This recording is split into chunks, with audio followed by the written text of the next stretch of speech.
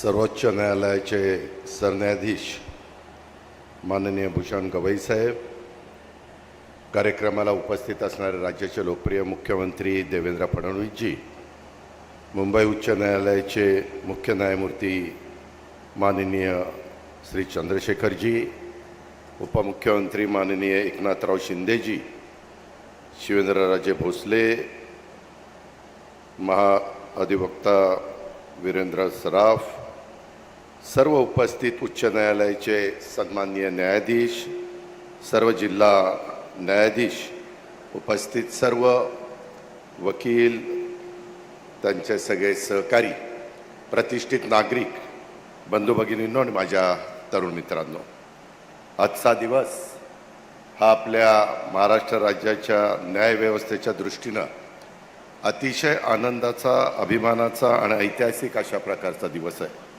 उच्च न्यायालयाच्या नवीन संकुलाच्या कोनशिलेचं अनावरण हे सर्वोच्च न्यायालयाचे सरन्यायाधीश भूषण गवई साहेबांच्या हस्ते होत आहे.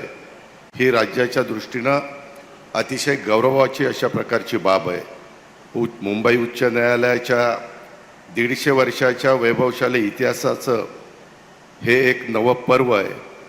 न्याय हा लोकशाहीचा मूलभूत आधार आहे आणि राज्यघटनेनुसार प्रत्येक नागरिकाला वेळेत आणि समान न्याय मिळणं अभिप्रेत आहे. भारतासारख्या लोकशाही प्रधान देशामध्ये स्वतंत्र, कार्यक्षम आणि सुलभ न्यायव्यवस्थेचं अनन्यसाधारण अशा प्रकारचं महत्त्व आहे आणि त्याच्यामुळं एकंदरीतच न्यायालयाचं विकेंद्रीकरण, न्यायदानाचं त्याच्यामध्ये विकेंद्रीकरण हा अतिशय महत्त्वाचा मुद्दा आहे. लांब लांबून, गावागावाहून शहराकडे न्याय मागण्याच्यासाठी येणारे सर्वसामान्य नागरिक व पक्षकारांना खूप त्रास होत असतो.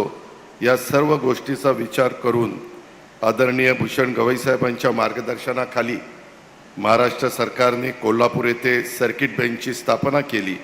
मला खात्री आहे की लवकरच या सर्किट बेंचचं परमनंट बेंचमध्ये देखील रूपांतर होईल. त्याकरता शासनाने जागा देखील उपलब्ध करून दिलेली आहे.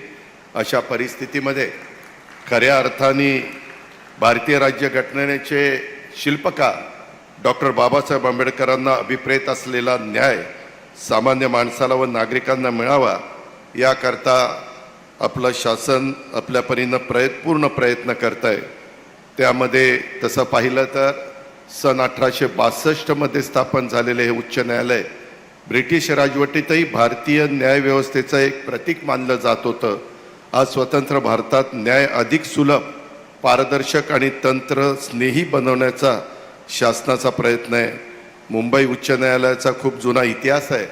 14 ऑगस्ट 1862 रोजी या न्यायालयाचं काम अपोलो बंदर इथून सुरू झालं आणि त्यानंतर जवळपास 17 वर्षांनी सध्या अस्तित्वात असलेल्या इमारतीमध्ये ते स्थलांतरित झालं. तेव्हापासून ही इमारत न्यायालयाच्या प्रक्रियेचा एक प्रमुख भाग बनलेली आहे. तब्बल 150 वर्षाच्या न्यायालयाच्या इतिहासात मुंबई उच्च न्यायालयाने अनेक स्थित्यंतर आणि बदल पाहिलेत. या न्यायालयाचा इतिहास आणि लौकिक फारच दैदीप्यमान आणि प्रेरणादायी आहे. या न्यायालयानं आपल्या देशाला अनेक राष्ट्रीय नेते दिले. त्यामध्ये प्रामुख्याने भारतरत्न डॉक्टर बाबासाहेब आंबेडकर, महात्मा गांधी, सरदार वल्लभभाई पटेल यांचा उल्लेख आवर्जून करावा लागेल. या आज आत्ता आपण जे भूमिपूजन इथं झालेलं आहे त्याच्यामध्ये देखील खूप काही गोष्टी करण्याचा हा प्रयत्न हा सर्वांनी मिळून केलेला आहे. मला खात्री आहे, मी विशेषतः हाफिज कॉन्ट्रॅक्टरचं मनापासून अभिनंदन करते की राज्याच्या इतिहासामध्ये इतकी देखणी अशा प्रकारची वास्तू मुंबई शहराच्या वैभवात भर घालणारी ही या ठिकाणी आपण सगळ्यांनी पाहिलेली आहे. आपल्याला आश्चर्य वाटेल, ही 50 लाख स्क्वेअर फीटची वास्तू होणार आहे. 50 लाख आणि त्यामध्ये सर्व प्रकारच्या मान्यता ह्या राज्य सरकारने दिलेल्या आहे. 15 एकर जागा दिलेली आहे. राहिलेली 15 एकर जागा आम्ही मार्च एंडपर्यंत देण्याचं मुख्यमंत्र्यांचं, राज्य सरकारचं नियोजन आहे. जवळपास 4,500 कार पार्किंग आहेत आणि 2 व्हीलर पार्किंगची व्यवस्था 1,000ची आहे. एवढं भव्य दिव्य अशा पद्धतीचं हे सगळी वास्तू होणार आहे. आणि मला तर असं वाटतंय देशामध्ये ज्या ज्या ठिकाणी उच्च न्यायालय आहेत त्यामध्ये सर्वात चांगली इमारत ही आपल्या समोर इथं मॉडेल दाखवलेले ती होणार आहे. त्याचा रास्त अभिमान आमच्या शिवशाहू फुले आंबेडकरांच्या महाराष्ट्राला आहे आणि त्याबद्दल मी खरोखरीच सर्व ह्याच्यामध्ये ज्यांनी ज्यांनी योगदान दिलेलं आहे, लक्ष घालून हा सगळा प्लॅन तयार केलेला आहे, त्यांचं मी मनपूर्वक अभिनंदन करतो, कौतुक करतो. आणि राज्याचा अर्थमंत्री म्हणून जाता जाता एवढंच सांगतो, या कामाला जेवढा निधी लागेल तेवढा निधी राज्य सरकार देईल हा शब्द देतो आणि थांबतो. जय हिंद, जय महाराष्ट्र. एबीपी माझा, उघडा डोळे बघा नीट.